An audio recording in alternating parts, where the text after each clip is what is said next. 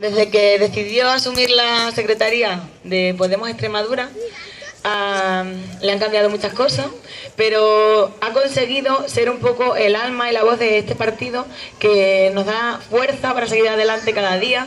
Con su constancia, con su cercanía, nos demuestra que se puede, que sí se puede. Es la mejor persona para contarnos cómo se está pudiendo en nuestra asamblea cambiar poquito a poco las cosas. Con todos ustedes, Álvaro Jaén.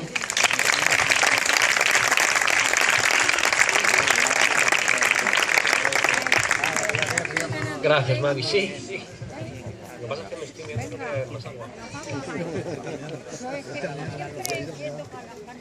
ha escuchado, verdad? Hay que apagar el micro para los después. Bien, gracias a todas y a todos por venir, por compartir una tarde muy agradable en un sitio precioso que tenéis aquí. Decías que hace 2 años la primera asamblea, hace 1 casi ahora también, que estuvimos aquí atrás, que vino a acompañarnos Irene Montero, y ha pasado, como decía Mavi, muchísimas cosas en ese año. Un año en Podemos, la verdad que cunde como si fueran 3 o 4 en la vida normal, y lo estamos notando en nuestra salud, pero estamos encantados de estar diciendo que somos muchas y que somos muchos y que somos fuertes, que le hemos perdido el miedo a los de siempre y lo saben, y eso les tiene muy muy inquietos, porque les miramos a los ojos de tú a tú, les interlocutamos, les rebatimos, planteamos propuestas, leyes, y poco a poco van reculando y se les nota cuando los veis de frente. La tele se ponen muy guapos y muy guapas, pero el cara a cara tienen una cara de nervios y de miedo que tendríais que verlo para disfrutarlo.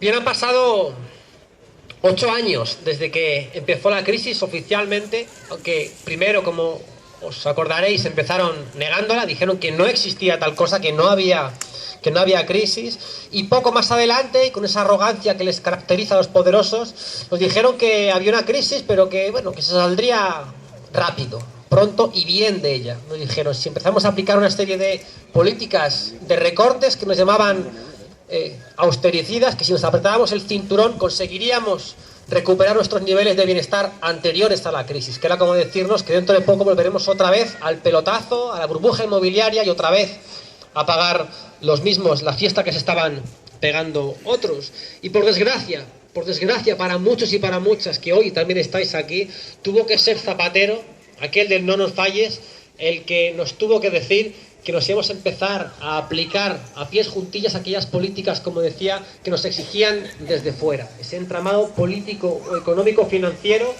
que encontró en la vieja clase política de nuestro país y de buena parte, por desgracia, de Europa, la herramienta que necesitaban para empezar a destruir nuestro Estado social, nuestros derechos y nuestras libertades. Pues habrá que hacer evaluación de estos últimos 8 años para ver si realmente sirvieron o no esas políticas de recortes para lo que nos dijeron. ¿Y cómo nos encontramos ahora? Con menos derechos sociales, con menos derechos laborales, como decía Irene, con amnistías fiscales para ladrones de guante blanco, con leyes mordaza para quienes osen levantar la voz para poder perseguirlos incluso legalmente, y gobernados por el partido más corrupto de la historia reciente de nuestro país, que a todas y a todos nos avergüenza tener que decir que nos gobierna el Partido Popular, que la gente dirá, no, pero ¿cómo demonios puede gobernar ese partido que tiene un historial interminable de casos de corrupción, desde concejales, alcaldes, en diputaciones, comunidades autónomas, ministros, presidentes del gobierno, todos completamente corrompidos y corruptos, y aún así nos preguntábamos día a día cómo podía pasarnos esto? Lo peor que nos podía pasar en todo este proceso fue el miedo que nos metieron en el cuerpo hasta las entrañas. Hemos hablado de él muchísimas veces.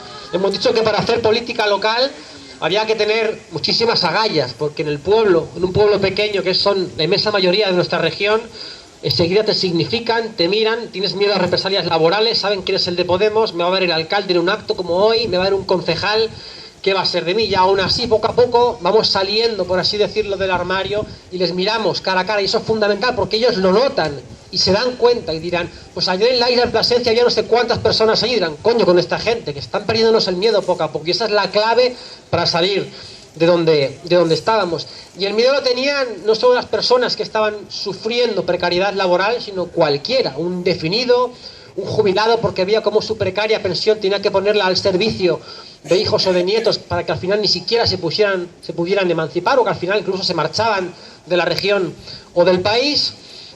Y hemos ido viendo cómo nuestros precarios trabajos o nuestras pensiones, como decían, eran algo parecido a un frágil privilegio que estaba constantemente amenazado, hasta el punto de que el futuro, que estaba más o menos escrito, nosotros estábamos con nuestros padres, y después estudiábamos más o menos, buscábamos trabajo, nos íbamos de casa, nos hipotecábamos o no, teníamos hijos y la rueda seguía. Y eso se quebró por completo, hasta el punto de que, como digo, el futuro ya no es un problema político, sino está existencial. Ha llegado un punto en el que es un problema existencial, porque nos han convertido o nos querían convertir en una sociedad de personas aisladas, atomizadas, buscándose la vida como buenamente podían a salto de mata.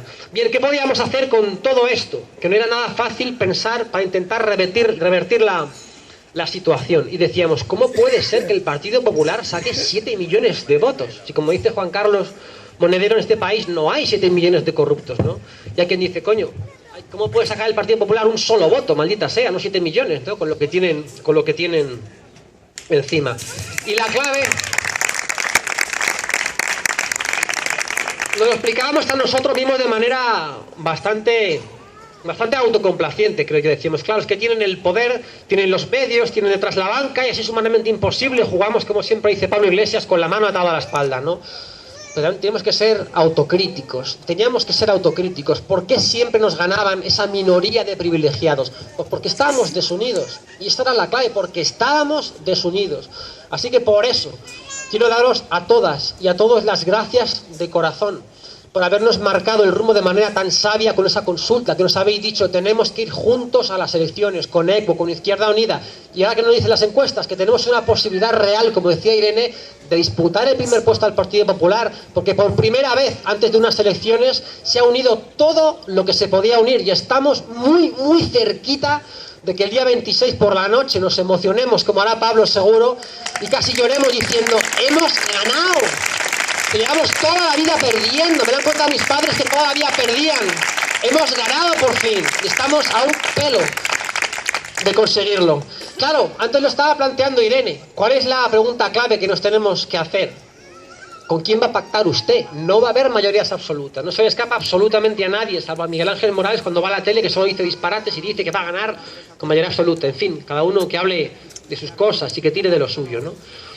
Esa es la clave. Es decir, hace poco hemos escuchado a Ibarra decir que o ganan o que sea lo que Dios quiera. Pues muchas gracias por sus servicios prestados. Después de tanto tiempo, al final nos condenas a que nos gobierne otra vez el Partido Popular. Incluso Vara, el del cambio, nos dijo hace apenas 2 meses, el 15 de abril, en un desayuno con periodistas, y que estaba siendo grabado el evento, que le preguntaron a quemarropa, le dijeron, la pregunta es muy sencilla, ¿usted qué quiere? ¿Nuevas elecciones o que gobierne el Partido Popular? Y intentó escaparse como bien a Montepudo. No, bueno, yo creo que en el fondo me gusta la familia, pasear por el parque. Respondo a la pregunta, ¿nuevas elecciones o gobierna el Partido Popular? Y dice, lo que sea menos nuevas elecciones. Sacad vuestras propias conclusiones. Qué pena de Partido Socialista que nos pacta aquí recortes con el Partido Popular de 170 millones de euros, y que encima se permite el lujazo de decir, si nos pone la cosa muy fea, pues que siga gobernando Rajoy y sálvese quien pueda o quien tenga, casi mejor dicho. A los militantes del cambio, no nos confundamos de adversario. Nuestro adversario son los de la Gürtel, los de la Púnica, los que abaratan el despido, los que han hecho por bandera los recortes y el saqueo, como decía Irene, los que tienen las cuentas en Panamá y en Suiza. Esos son nuestros auténticos adversarios. Así que mano tendida a la gente sencilla y humilde que sueña con una más que merecida victoria, que estamos ya acariciando con la punta de los dedos. Fijaos, ¿qué es lo que se puede hacer cuando se llega al gobierno? Porque podemos decir que cuando uno consigue entrar en la Moncloa está todo prácticamente solucionado, y como bien sabemos estamos dentro de una Unión Europea que está ahora mismo dominada por el Estado y por la banca alemana. Luego el margen de maniobra no es todo lo grande que nos gustaría, pero sí que se podrían hacer cositas muy concretas desde el primer día de empezar a gobernar, como por ejemplo poner a trabajar a los inspectores de Hacienda, que nos dice su sindicato que anualmente perdemos 72.000 millones de euros debido al fraude fiscal, que está concentrado fundamentalmente en las grandes fortunas y en los grandes patrimonios. Ahí está el dinero que necesitamos para empezar a reconstruir nuestro país. También se podría hacer mañana mismo que los autónomos, que son los que crean empleo aquí en nuestra región y también en el resto del país, paguen en función de lo que facturan y no como hasta ahora que los tienen asfixiados. O, por ejemplo, derogar las dos reformas laborales, las dos, la del Zapatero y también la de Rajoy, que han conseguido que donde antes había una persona trabajando por 900 euros, ahora tengamos dos por 400, 450. Y recordémoselo al Partido Popular, eso no es crear empleo, eso es repartir miseria y trocear la miseria. Trabajo precario significa cotizaciones más bajas, y cotizaciones más bajas significa que no tengamos para la hucha de las pensiones, que por eso la están, por otro lado, saqueando. Y al final lo pagan otra vez nuestros mayores. ¿Qué podríamos hacer también? Llevar a cabo una lucha implacable contra la corrupción. Dice la Comisión del Mercado y la Competencia que anualmente nos dejamos 40.000 millones de euros más fruto de la corrupción. Y hace apenas unos días en la Asamblea de Extremadura llevamos aquí una propuesta con medidas muy concretas para combatir la corrupción. Y dijimos que los partidos políticos que hayan sido condenados en firme por financiación ilegal, que no se puedan volver a presentar a ninguna elecciones. Medida número 1. Teníais que ver la cara que ponen los diputados del Partido Popular. Una cara de angelito. ¿Qué me estás contando? Con lo bien que se vive con la corrupción. Bien. Medida número 2, que cualquier partido político condenado por financiación ilegal devuelva hasta el último euro de subvención pública, o que los partidos políticos no se puedan seguir financiando con créditos bancarios, porque si al final paga la banca es la que manda, y no queremos que las entidades financieras sigan gobernando un solo día más nuestro partido. Nuestro país, perdón. Nuestro partido va a ser imposible. ¿Cuál fue la respuesta que nos encontramos allí? Y lo dijeron muy claro cuando pasaban por el atril. Dijeron, es que la corrupción es un problema de personas, como dice Monago en los debates, o es un problema, ¿cómo dijeron? Un problema moral. Si uno se porta muy bien, hace bien los deberes, se porta bien con las personas que tiene a su lado, y la corrupción debe ser que se espuma de repente, ¿no? Dijimos, la corrupción no es un problema moral, la corrupción es un problema político y económico, y esos 40.000 millones de euros anuales es el agujero por el que se nos escapa nuestro Estado social, nuestra sanidad, nuestra educación y todos nuestros derechos. Y ahí, en esos 175 casos de corrupción que hemos sufrido desde el año 78, casi todos ellos han sido protagonizados por el PP y por el Partido Socialista. Los de la Gürtel, con 20 y tantos imputados ya encausados y acordados, por ejemplo, que hasta el ministro de Justicia en su día, Gallardón, reconoció que había manipulado informes técnicos para desviar 153.000 euros a una empresa que era de amiguetes. El caso Bankia, que estaban Blesa y Rato al frente cuando supimos que se habían gastado 15 millones de euros en ropa, en viajes, en sabe Dios qué más, con las tarjetas Black, mientras que estaban estafando a 250.000 preferentistas. Una buena parte de ellos que siguen a día de hoy sin ningún tipo de solución. Y salieron nombres ilustrísimos, como decía antes, ayuntamientos y diputaciones y comunidades autónomas, ministros como Soria, que decía que no tenía nada que ver con Panamá, y poco días después hay una empresa en Panamá que tenía su nombre, Aznar, aquel presidente que le encantaba envolverse con una bandera gigantesca rojigualda en Colón, también fue cazado por Hacienda. Quiso que él era inspector de Hacienda, ni más ni menos. Hubo un caso que a mí me llamó especialmente la atención. Dice, pero qué pandilla de golfos, Granados, ojito derecho de Esperanza Aguirre. Supimos hace poco que tardó 16 días desde que fue nombrado alcalde en abrirse una cuenta en Suiza. 16 días tardó en decir, yo soy alcalde, me abro mi cuenta en Suiza y no pago ni un maldito céntimo en este país porque estoy luchando por devastarlo, no por reconstruirlo. Bien, las políticas de recortes es obvio que han sido un fracaso. No sirvieron para lo que dijeron que venían a aportar. Nos dejan 2,7 millones de parados sin ningún tipo de prestación, tirados completamente en la cuneta. 1 de cada 3 niños en nuestro país, aquí no en América Latina, aquí están en riesgo de exclusión social, y tenemos 3 millones de personas que han dejado de ser en estos años clase media. ¿Y qué es lo que prueba esto? Que el Partido Popular, aparte de ser el partido más corrupto de la historia de nuestro país, ha sido completamente incapaz de gestionar lo público, y que sus propuestas económicas han sido completamente ineficaces. Ahora tenemos una amenaza de la Comisión Europea que nos está diciendo que además estamos incumpliendo con la agenda del déficit y que van a otra vez a recortarnos otros 8.000 millones de euros. Y uno, como decía Irene, echa de menos a un responsable político patriota que diga: mi país no se le va a recortar ni un céntimo más porque nos estáis estafando. ¿Y para qué? Para que otra vez paguen los mismos, los mayores de 55 años, que están casi la mitad en nuestro país en el paro, o otra vez los jóvenes a marcharse de Extremadura y a marcharse de nuestro país. Es hora de decir basta. Ese modelo económico basado en recortar nuestro estado social se ha demostrado completamente, como digo, incapaz de gestionar lo público y ha destruido nuestro sistema de derechos y libertades que tantísimo os costó instalar, a los que hoy estáis peinando canas y con los que estamos nosotros, que venimos detrás, en deuda. Si hay una región que necesita como ninguna otra, con diferencia, el cambio, sin duda esa es la nuestra. Estamos creciendo, dicen, al 3% anualmente, pero aún así somos incapaces, o la Junta es incapaz de generar empleo. ¿Por qué? Porque no tenemos un modelo productivo estable que tenga siquiera un plan a medio, largo plazo. 140.000 parados, la tasa de paro femenina más alta de todo el país, con 18.000 mujeres más que hombres desempleados, y como digo, nos han centrado en ser los hosteleros y los camareros de Europa. 3/4 partes de nuestro Producto Interior Bruto está concentrado en el sector servicios, y es muy bueno tener un sector servicios fuerte, que por cierto habría que revisar cómo están laboralmente, porque ahí sí que no hay ningún tipo de inspección laboral y están en la peor condición posible el sector de la hostelería.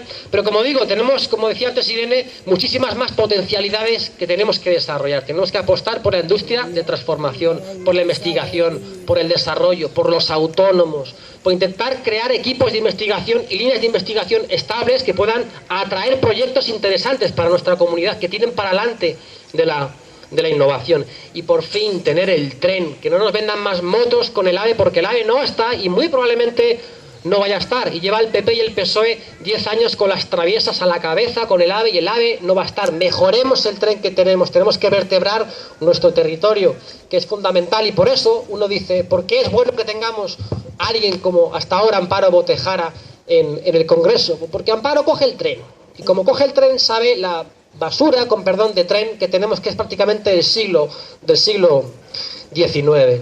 Bien, fue ayer, qué demonios, maldito jet lag. Fue ayer cuando, en un acto en Fuente del Maestre, al acabar, un acto muy chiquitín, pusieron una serie de cortos sobre derechos sociales, sobre deudas, sobre lo que está pasando en Grecia, y al acabar cogió un micrófono una mujer de aquel círculo y dijo: bueno, yo esperaba que viniera más gente, qué decepción, qué pena, y empezó a sembrarse ahí como una cosa como de derrota, de resignación. Digo, pero bueno, esto déjase la vara, que es un triste, que está todo el día como apesadumbrado y taciturno, como si ya no quisiera volver a ser digno del puesto que ocupa, ¿no? Y digo, pues no será la cosa tan triste cuando tenemos los ojos de Europa y del mundo entero. Amigos, amigas, los ojos del mundo entero están pendientes de lo que estamos haciendo aquí. Y allí estábamos 40 personas, dije, pero ¿cuánta gente vota en este Pola Podemos? Dice, pues unas 450, y pues han pasado por aquí detrás. Y han pasado, pero tienen miedo, y agradecen que estéis ahí, en las sillas, que os mováis, que deis la cara, porque sois la fuerza de esa gente que vota, que participa, pero que luego no tiene el suficiente valor, porque dice, temo por mi trabajo, temo por mi familia, pero que no estamos haciendo las cosas bien. Hay muchísimo por corregir. Pero vamos, que de hace 5 años a esta parte hemos pasado de la resignación, del miedo y del qué nos está pasando, al de repente que esté toda Europa pensando que lo que hacemos aquí es un motivo de orgullo, de alegría y sobre todo de ánimo, y de pensar que dentro de una semanita, como antes dije, tendremos esa victoria merecidísima, después de, como digo, tanto tiempo, de los que sois mayores, que nos habéis contado tantísima decepción del Partido Socialista, tantísimas derrotas de nuestros más mayores, y también estamos en deuda, no lo olvidemos, con nuestros hijos. Se merecen que hagamos todo el esfuerzo que esté en nuestras manos para que se encuentren un país mejor el que nos hemos encontrado nosotros.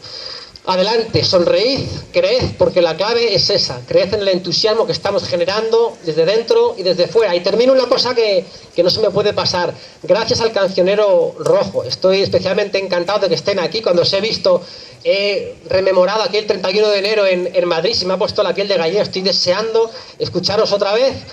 Para adelante, a ganar, que nos lo merecemos, y a por ellos, compañeros.